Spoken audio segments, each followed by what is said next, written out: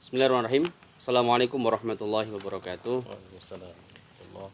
Hamdan katsiran thayyiban barakan fi kama yuhibbu rabbuna wa yarda. Asyhadu an la ilaha illallah wahdahu la syarikalah wa asyhadu anna Muhammadan abduhu wa rasuluh.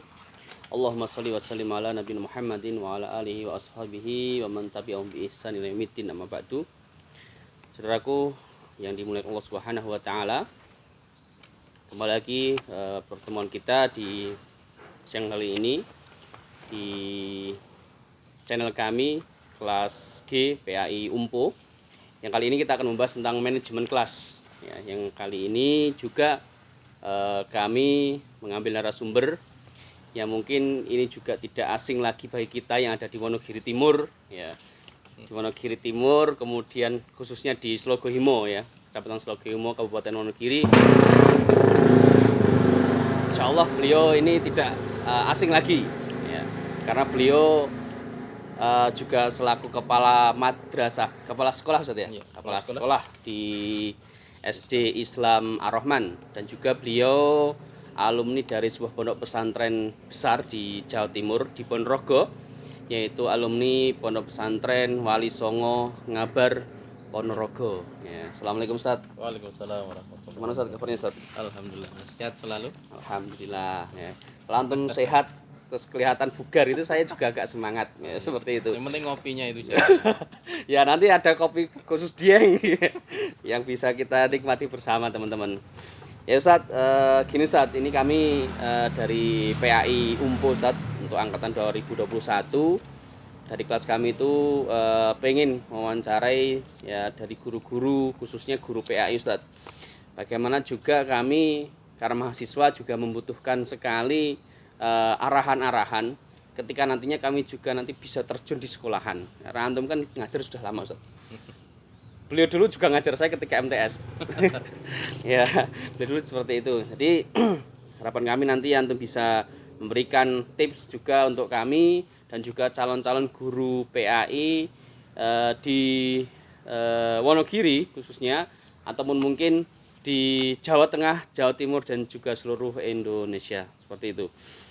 Ustadz, ini saya pengen tahu dulu Ustadz, ya, kira-kira motivasi apa, ya, ataupun mungkin ada latar belakang apa antum kok bisa mengajar, dan ini juga PAI. Kira-kira ada latar belakang apa, bahkan mungkin ada tokoh yang mungkin melatar belakang itu sehingga antum berprofesi sebagai guru, ya, khususnya juga mungkin guru PAI Ustadz. Kalau latar belakang tentunya latar belakang kita ini adalah untuk amal syariah, itu yang paling utama. Jadi ketika kita berpikir untuk bekerja, bagaimana caranya dunianya dapat, akhiratnya juga dapat. Kita mengajarkan pengetahuan kepada anak-anak itu, terutama yang basicnya Islam ini. Ketika nanti anak itu bisa paham dan praktekkan, itu akan menjadi hasil yang terbaik untuk kita. Di dunianya dapat, juga akhiratnya kita tentunya dapat itu. Ketika dulu saya melihat ustadz-ustadz ini kok tertarik gitu, melihat ustadz itu tertarik gitu, kemudian merasa tertarik juga itu untuk menjadi pengajar di bidang terutama untuk agama itu. Berarti motivasi dari kita melihat guru kita sendiri ya. Berarti bisa jadi nanti juga saya mendapat motivasi dari antum Ustaz. Ya. Bagaimana saya nanti bisa mengelola sekolahan ya. Ini sekolahannya untuk SD Islam Ar-Rahman ini besar teman-teman, untuk di Slogohimo ini. Ada SD Islam Ar-Rahman ini besar sekali ya, muridnya juga banyak sekali teman-teman. Nanti silahkan untuk teman-teman di Slogohimo pun juga bisa menyekolahkan anak-anaknya di SD Islam Ar-Rahman gitu. Gini Ustadz, ini kan tema kami kan tentang manajemen kelas Ustadz ya. Kira-kira menurut Anda Ustadz, apa sih manajemen kelas ya, dan mengapa hal ini penting dalam lingkungan pendidikan Ustadz? Manajemen itu sebetulnya gini, yang manajemen utamanya di dalam kelas itu adalah pengaturan dari awal sampai dengan akhir. Itu manajemen kalau menurut saya gitu. Jadi bagaimana nanti seorang guru dia masuk ke kelas itu tidak nol. Jadi dia sudah bisa membawa bekal.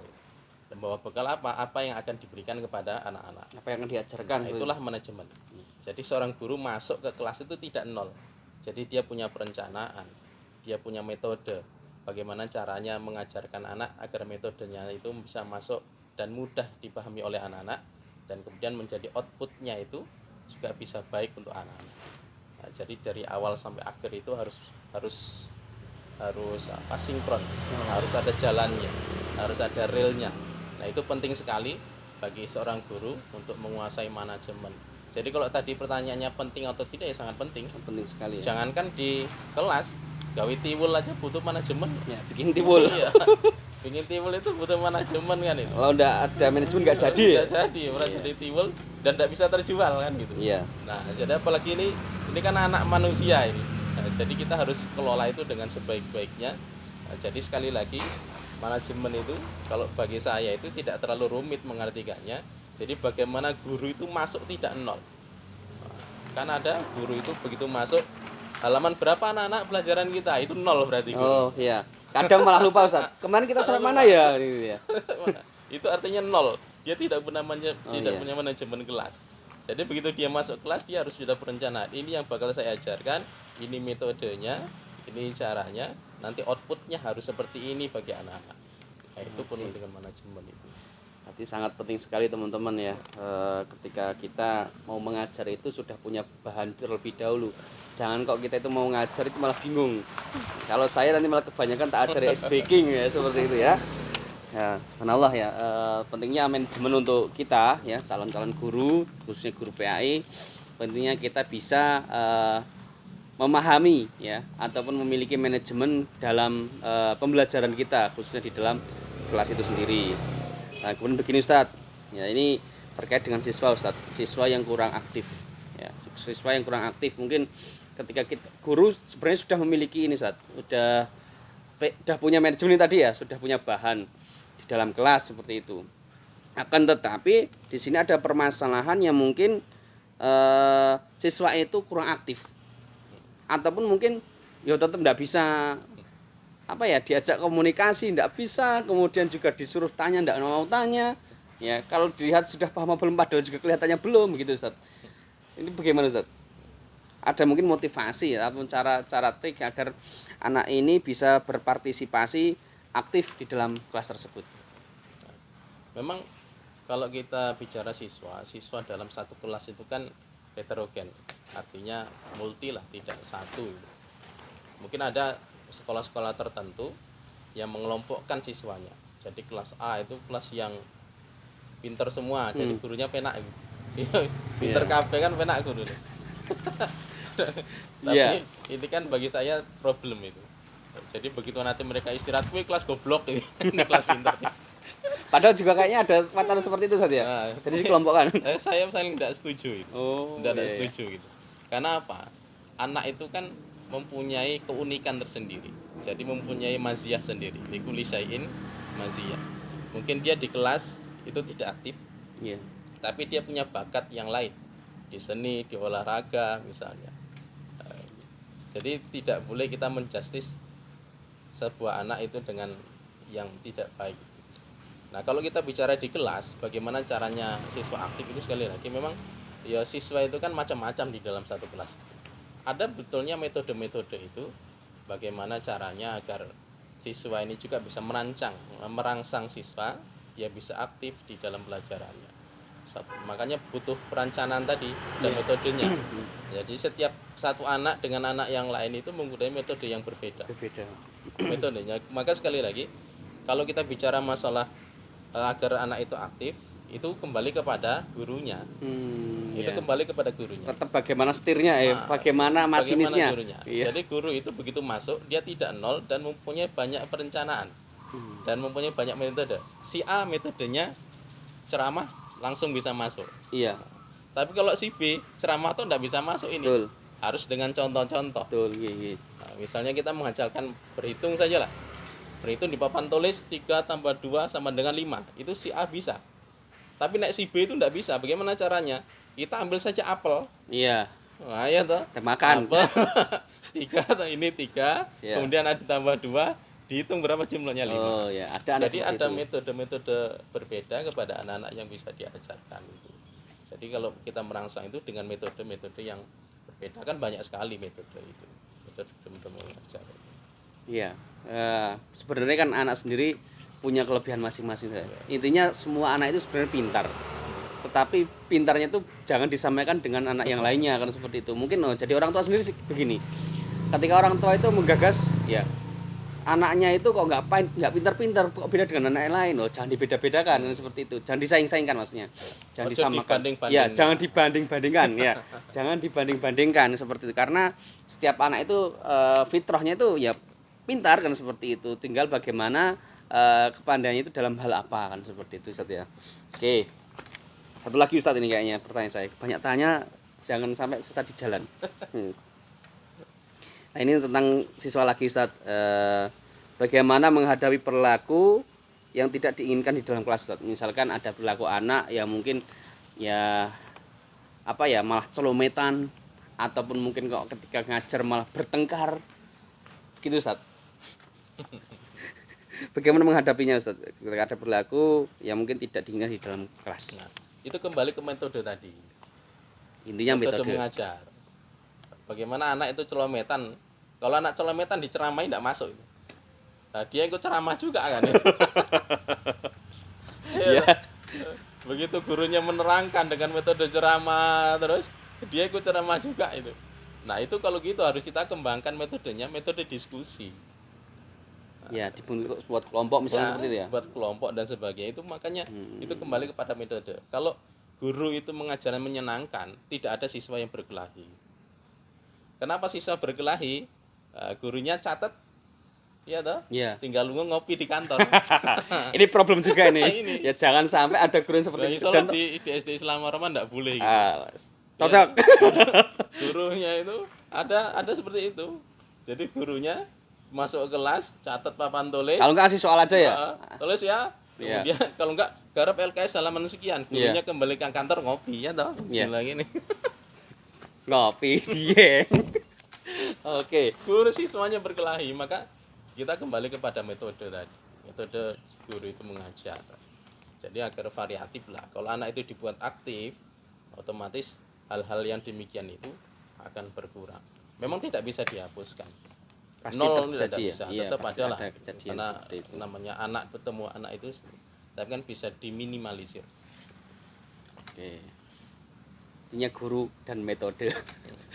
Ya teman-teman sekalian satu aja ya menurut Anda ya menurut Ustadz ini pendekatan apa yang paling efektif ya untuk menangani konflik antar siswa Ustadz ya mungkin ini konflik antar siswa ya jangan sampai konfliknya itu hanya karena rebutan makanan kan seperti itu ya mungkin entah apa ada konflik antar siswa ya karena berkelahi itu biasanya laki-laki itu ya biasa gitu.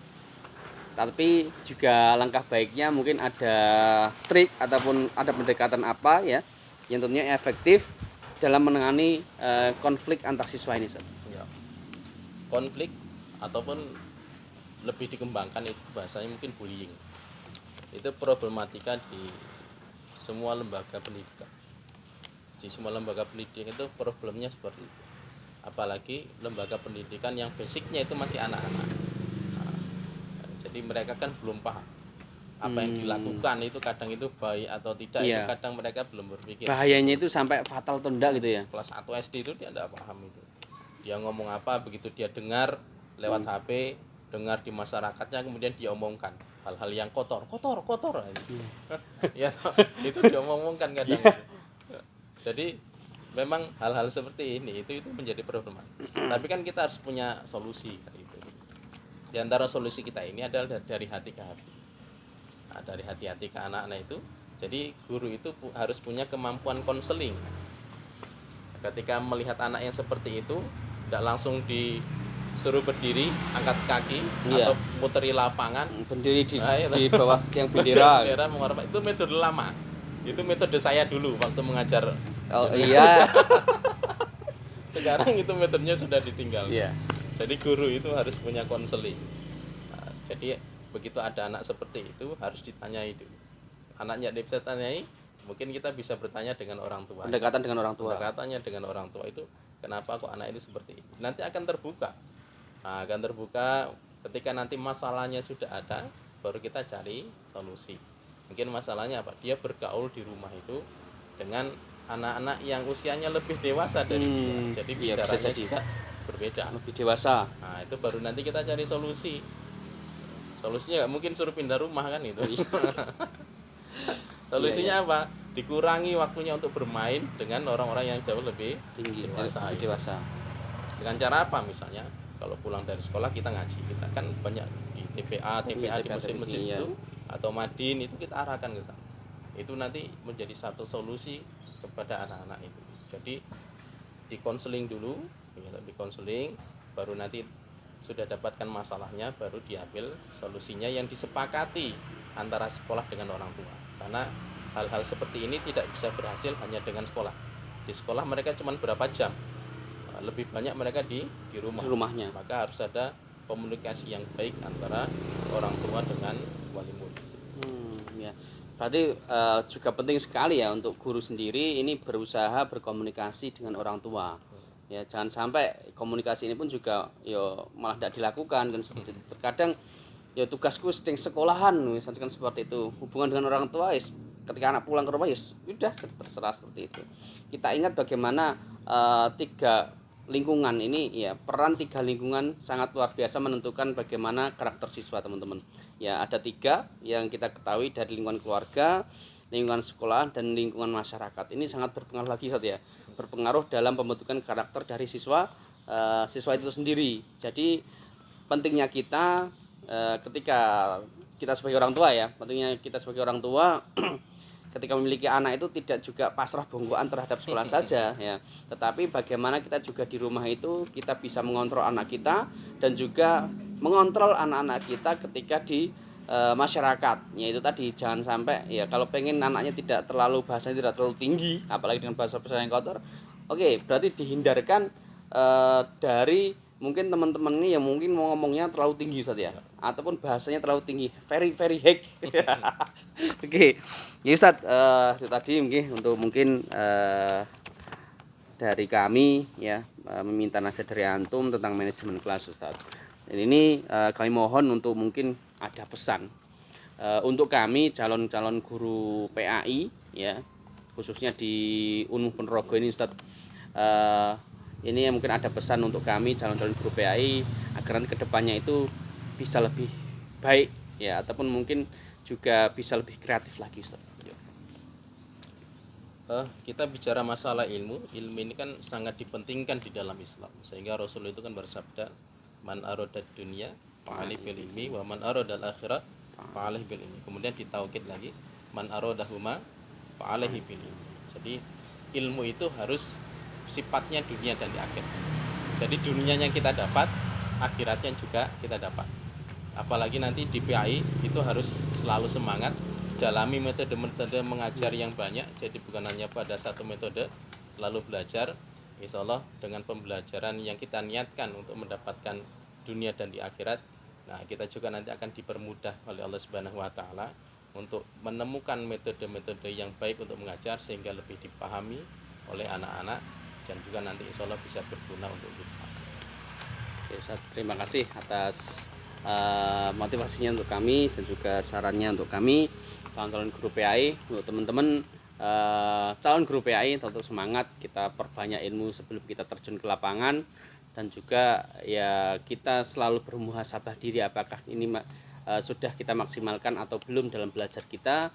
Semoga nanti ketika kita mendidik dan kita cita-cita kita sebagai pendidik itu ya tidak muspro, tidak sia-sia.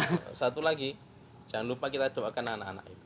Ya, harus penting. Berdoa kita, karena kadang itu tadi anak-anak itu kan ada yang high, yang ada kelas tinggi dan ada kelas yang rendah. Jadi bagaimana caranya meskipun mereka kelas rendah nanti ilmu itu akan terserap oleh mereka, kemudian juga bisa bermanfaat. Jadi dengan berdoa ini kekuatan yang maha dahsyat itu. Dahsyat ya, kekuatan yang mungkin tidak ada kekuatan lain yang menyainginya, teman-teman.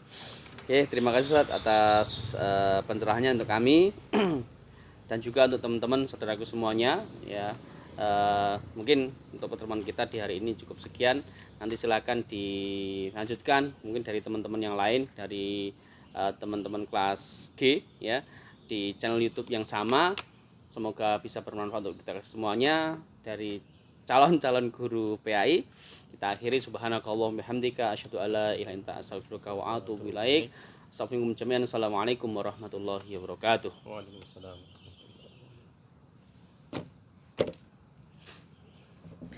Tapi memang iya. Jadi di rumah itu kadang-kadang orang tua itu sinamu yang sekolahan. Kita hafalan punya buku kontrolnya. Jadi dibawakan ke rumah ya. Nah, bawa ke rumah. Bawa ke rumah.